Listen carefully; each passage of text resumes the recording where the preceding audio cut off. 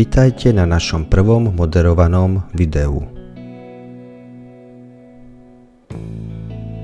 Na prípravu domácej horúcej čokolády budeme potrebovať 2 dl plnotučného mlieka,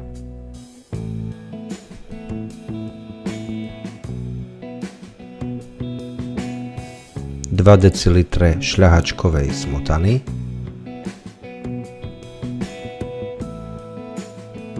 70 g kvalitnej horkej čokolády,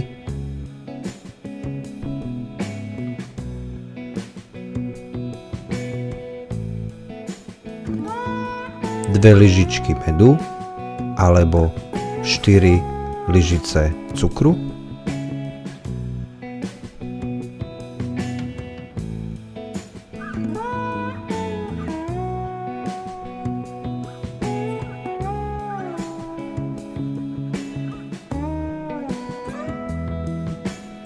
a nakoniec 1 lyžicu kakavového prášku. Proces prípravy čokolády je potom už veľmi jednoduchý. Na miernom plameni za občasného miešania privedieme k varu.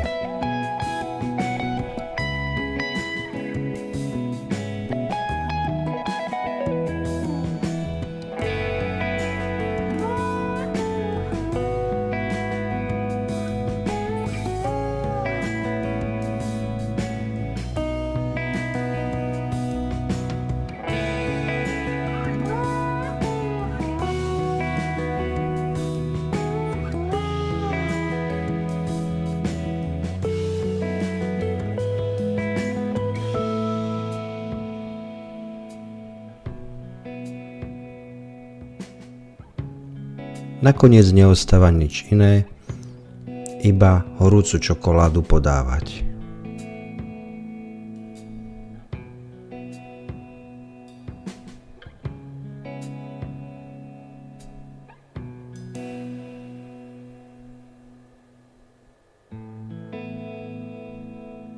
Môžete si ju dozdobiť šľahačkou a posypať kakaovým práškom alebo škoricou.